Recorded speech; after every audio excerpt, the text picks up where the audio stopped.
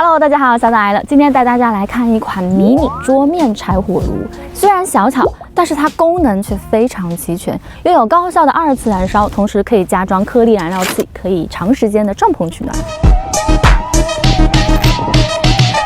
哇，这个烧的好旺啊！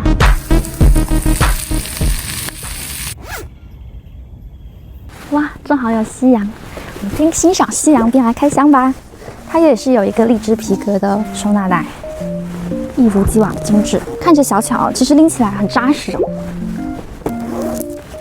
有多附了一个弯管备用，它是金银配色的，每一面都很精美。下方金色抽屉是一个接灰盒，前方的玻璃关火窗可以直接打开，也可以看到上方有风木进气口，可以防止玻璃熏黑。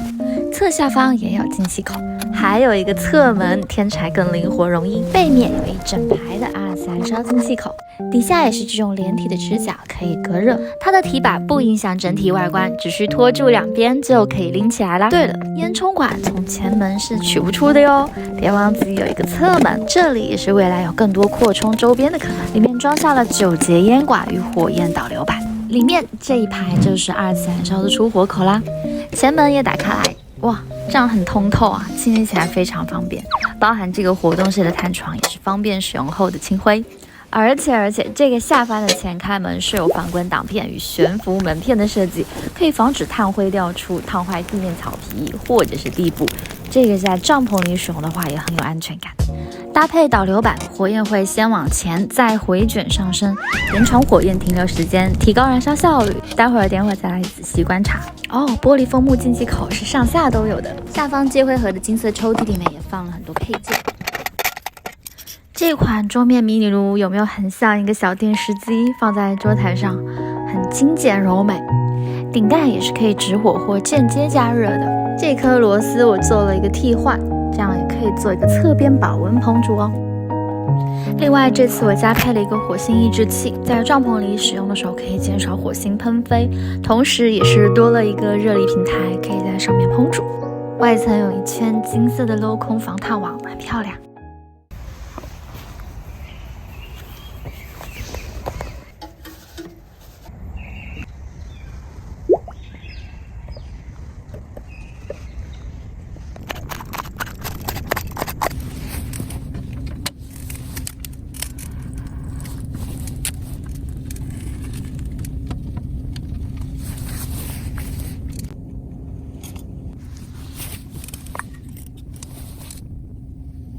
2次燃烧就起来了，快！哎，你看火转弯上去了，才刚点没多久哎。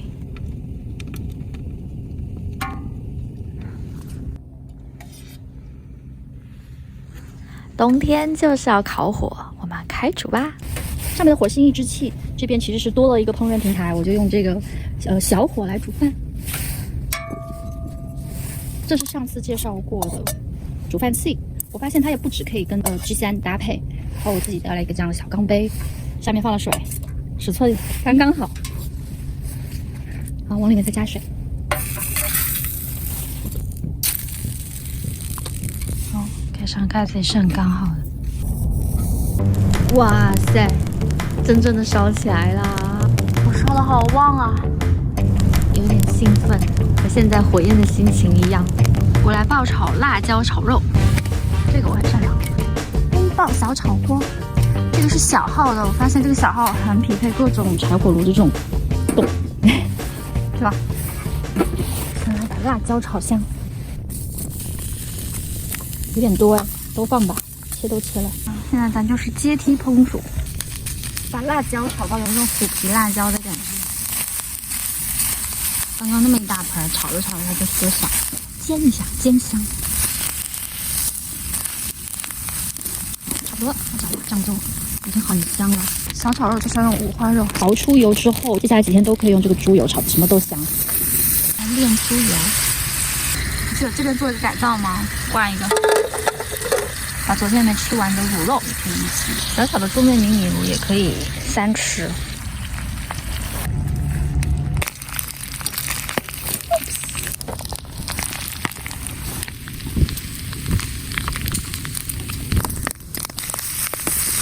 从锅边浇上酱油。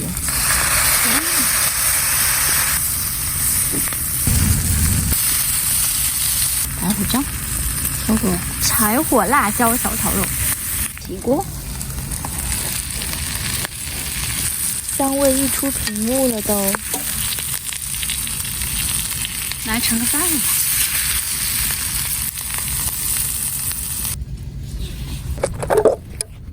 放上去皮，一切都好了，饭腌好了。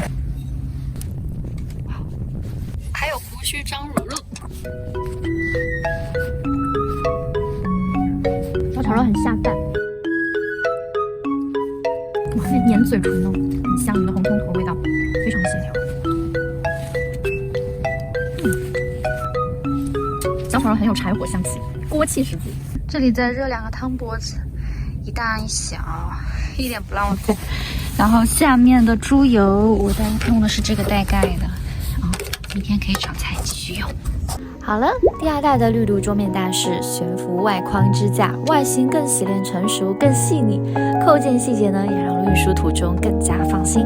舍弃抽屉式烤箱后，更纯粹的回归柴火炉的单纯使用本质。如果你也喜欢这种迷你、简洁又实用的设计，留言告诉我你会怎么用它吧。喜欢我的影片，欢迎帮我按赞、订阅、分享给你的露营好伙伴。我们下期再见，拜拜。